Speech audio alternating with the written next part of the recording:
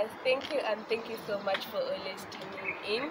Don't forget to subscribe and hit that notification bell for more and more interesting videos. And today's video, we have the one and only, the founder of More Decors. We're going to talk to her atuambie biashara na mpelekaji when he started. Yeah, and let's get into the video. Mambo? Poa sana. Uko poa? Niko poa. Tunakutaja? Naitwa Morina Mbogo na kuna wenye wananijua kama Miss Mbogo Instagram. Yeah, but my name is Moringe Mbogo. Okay. Yeah. So talking about More Decors, is this something that you are passionate about, or this is something that you want to school for? Yeah, tell us about that. So More Decors is actually from the name More, which is Morin short form. And let me say it just came out of passion.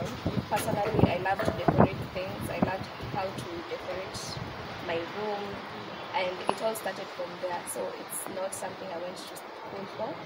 I actually started it when I was in campus. I officially started it when my friend had a baby shower and she was looking for a place to buy the decorations. Then there was a time I had gone with my mom for shopping, and I had seen those small headbands, the floral sashes, and mini. So that's how I started it. I told them I could deliver them the decorations, and I was also part of the bridal shower team. So after that, that's when I saw it's something I can do. I can sell things, and actually people are buying it.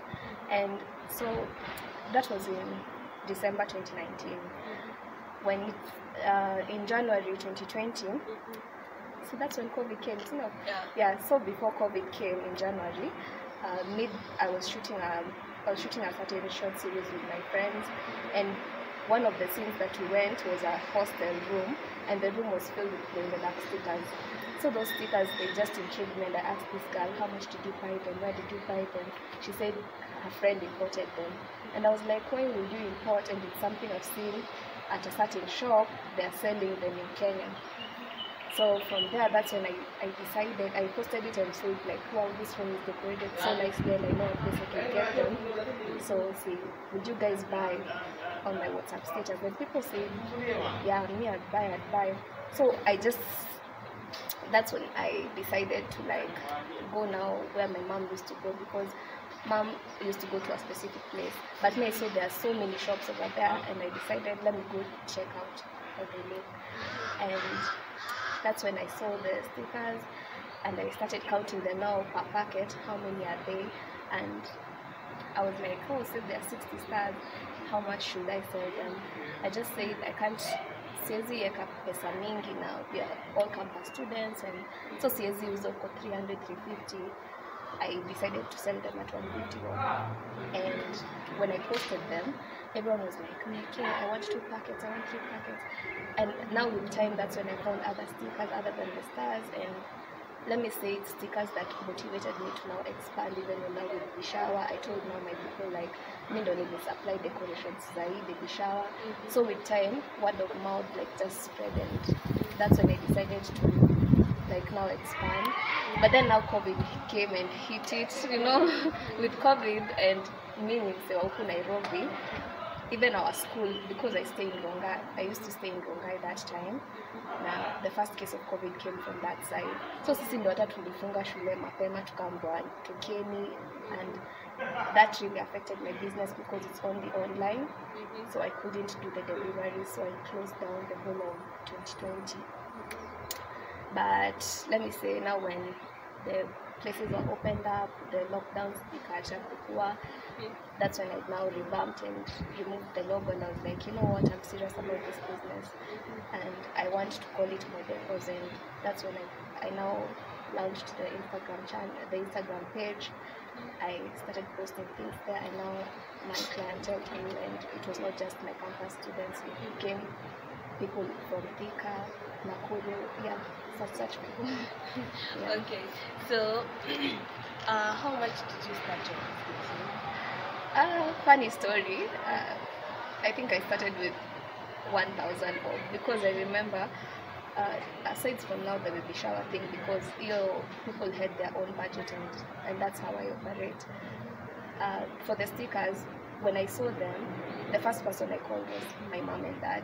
I told them, uko na 500 unitumie, uko na 500 unitumie, and they were like, oh, ni ya nini? And I was like, you just trust me, the things I want to sell, let me see how they will perform. And I was like, if these people don't buy my stuff, if they don't buy my stickers, me, I know I'll paint them, I'll stick to my room, I'll share with my friends just as a present.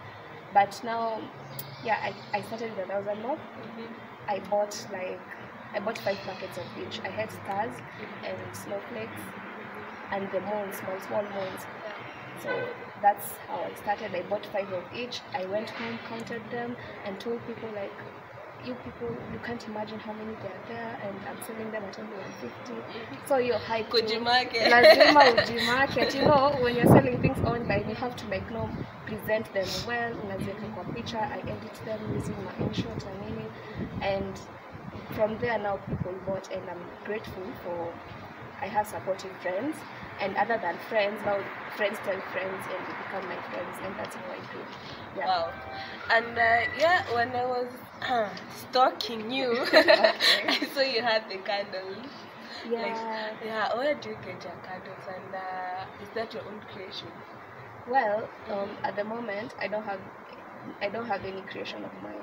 I try to promote other people's business. Okay. So for the candles, they are LED candles. I have also LED lights, and most of these things, because in Kenya we've not really grown into like now the decoration business, and people are willing to now get creative and such stuff. I promote people who make LED signs, and through them now we now come up with other creations like LED candles. Some we import, like for the Christmas lights and those LED lights, most of them are imported.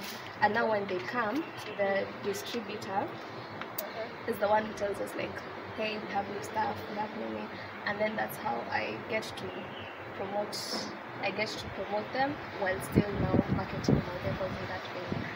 Yeah. Okay, tell us more about your decors.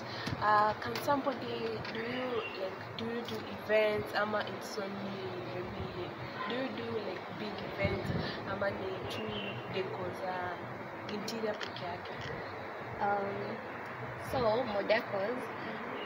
From now where I started, I just now thought about the bigger picture, because now I have the decorations. I could do now baby showers, and you know baby showers, you have to now have the balloons, have the flowers, the everything, and those are things that I do. I also do like birthday parties, the gender reveals, bridal showers. So I'm not only limited to house decorations and room indoor things. I also now do, which I charge extra, for such things you charge extra. So I charge extra for now inflations. There are people who want surprises, so I now have to make those balloons and the garland, and all this is just self-taught, because when now COVID came, I was not thinking about my business, and I just saw what there are endless possibilities to it. It's not just limited to the dark stickers. That's when now I started research from other people online.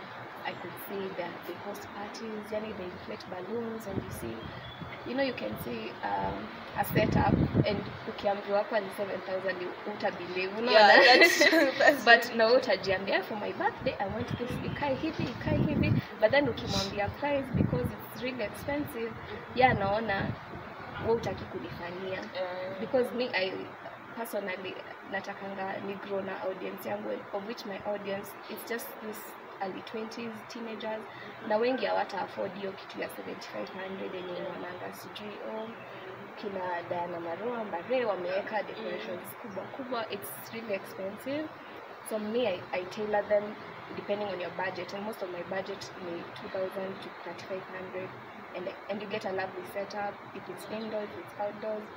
So as long as it's a party, at a graduation, anniversary, those are things like I do them myself. I do the setups. Okay, more decors. Do you do your work alone, or you have employees? This is really, really tricky, because such things, because it's all my idea. I started it by myself. and it's tiring to do it by yourself. Lakini through this, I run the business alone. I'm the one who shops, I'm the one who advertises, I deliver. Though nowadays I use pickup mtaani to do the deliveries, but for the main part I do it by myself. Though I'm thinking of with time incorporating, including some of my friends, which now that I've graduated, I think it's something I'll pay more interest to and see if I can employ other people. Yeah. Okay, and talking about more decors, the biggest challenge that you face right now, you can. Challenge. There are several, but I think the biggest challenge for me is, clients, when you tell them it's an online shop, most people, they won't believe. Yeah, and that's why wataona wewe ni con man, wataona you just want my money and run. No. But then I've tried to now add like my till number, which makes it a bit genuine from watu. You can pay through my till number. But the biggest challenge is now those clients who they won't pay until you deliver. They don't want to even pay for the delivery fee. So you see, but last year I suffered. Last year was really mixed up because I was still studying and sikuwa na hiyo time ya kufanya hizo orders as often as I wanted. So the delivery part was the biggest challenge. But now that I have pickup mtaani, and I charge now, if you want personal delivery, it's a bit higher than the normal 100 shillings. So delivery is just one of the biggest issue I had.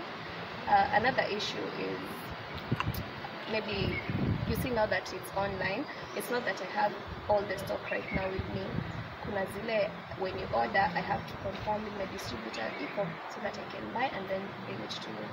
But then now you find kuna zenye mtu order, and then when you go to the distributor and compare, they're out of stock, and then these people won't believe it's out of stock, and it's inakuwa so hard.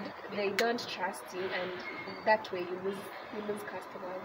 So that's my second biggest challenge. Yeah, this one. And have you ever thought of maybe working with these people who do making decors and stuff? Personally, I think I'm young. I have fresh ideas, and I believe, having started now with this business alone, I believe I'll do it by myself. Personally, I'm trying to kwenda kama event planning classes. From there you get to meet people with similar interests, and with that we get to build now a bigger picture. We can build a company together. I have friends who are also interested in such decoration business. It's not the same as, that's like, when you tell me, unless we are partnering, because I've partnered with people for cakes, and we sell them. We tell them, like, for a birthday, if you want a cake, you can get a cake and the decorations. You can get cakes and balloons. You see, so unless it's partnership, I haven't really partnered up with other event companies. I want Decors to be its own event company. So it's something in the future I intend to have maybe 3 or 4 employees, and we just build more Decors and it becomes a bigger thing. Yeah, so it will be a brand on its own. Yeah. Okay. And what are some of the things that keep you going? Like when you wake up, more Decors must continue. Hata ile time umefika kwa wall kabisa. Hey, more Decors, first of all, there are things, in as much as I have this business running, and maybe, let's say, some people think I'm now a millionaire because you have a business, you see, and you have a logo. Someone thinks like, hey, we are shawamoka. But there are days you wake up and there are weeks you don't make any sales, and you just feel like, I think I should just I think I should change my number, and do that social media detox and just stay offline. But I can't because of my business. So what keeps me going is, you see, being an online business, you're not limited to a certain place.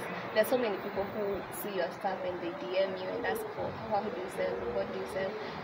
At times there are people who wake me up at 7 a.m. calls like, hey, this is more decors, is this more decors, I want this, and such things, they keep me going because they remind me, by then you're running a good company and something is going to grow. So I can say that the clients are the people who keep me going. And also, other than that, I think I have a vision for myself. I see myself as an entrepreneur, and it's something that I know it isn't easy, especially given that I am running it by myself. I owe it to myself to be a better person. So knowing that I have goals to achieve, and knowing that I have people who see more decors online and they see it's a very big company and it has people in it, physical and such things, those are the people that keep me going each day. Okay, in a range of 1 to 10, how profitable is your business? My business, other than the stickers and the decorations for the parties, I also sell like adult masquerade during Halloween. I sell party cards. I sell a range of things. And someone had told me like my business will be like House of Leather. If you visited House of Leather, how it looks, I sell all those things. And I think mine are a bit cheaper than House of Leather. Yeah. So on a range of 0 to 10, I think my business, it's not doing bad, so let me say 7 out of 10, because it's online, so I don't have many expenses, so I won't overcharge the products. And also I thank God I am making sales, because it's not every day you wake up and you say like, I think my wall needs a decoration, I think I need a party game, but I have people who they're always on demand. When I release a new product, they're always like, I want to buy, and they won't buy just one, they'll buy like 5, 6, and such people, they're the ones who bring friends, and it's just beautiful to see people support each other. Yeah, and so I think my business is not doing too bad. Let me just say 7 out of 10. Yeah. Wow. Okay, what do you tell someone who will look up to?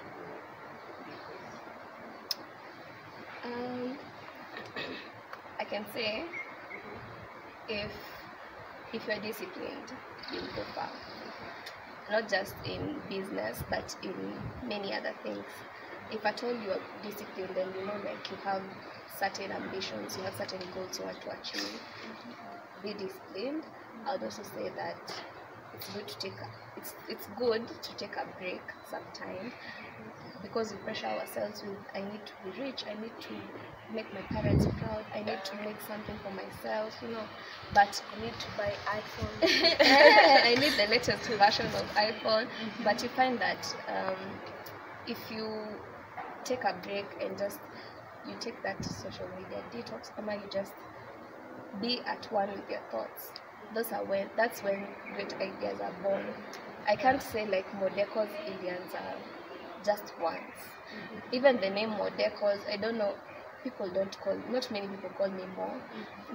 My nickname isn't Mo, but you find with time, I just realized, by the way, Modecos, that name, because I could ask people, which unaweza job aje, and it's something you can't do it by yourself. Even if I'm running the business by myself, it has taken a lot of people to be here where I am today. So I can say, take a break when you need to, be disciplined, and just be yourself. Ufikirie tu, don't be in a rush to make a decision. Just take your time, and if you want to venture into entrepreneurship, I can't say it's easy, because as I said, there are weeks, there are days that you won't sell, and if at all you want to take that long approach and buy the stock and have the stock with you, just make sure you have a good strategy of how you make the things sell, because as of now, I can't say like I have all this. I don't have the biggest stock, but the stock I have to make sure like I sell these things, because that stock is also another kill. It kills the business kabisa. So you have to have a business strategy, you have to be disciplined, and be humble. Unajua, there are times you meet other customers when they order, and then you tell them to put a deposit so that you can buy, and wanasema refund me my money. You can't go shouting at them or be rude, and you can't do that. So you have to be humble, you have to have now good customer service skills and communication skills. Yeah, I think if at all you know where you want to go, and you have ambitions, and you have your own set goals, it all takes to you being your own boss and just knowing how to run the business by yourself, and that way, yeah, it will soon become a brand.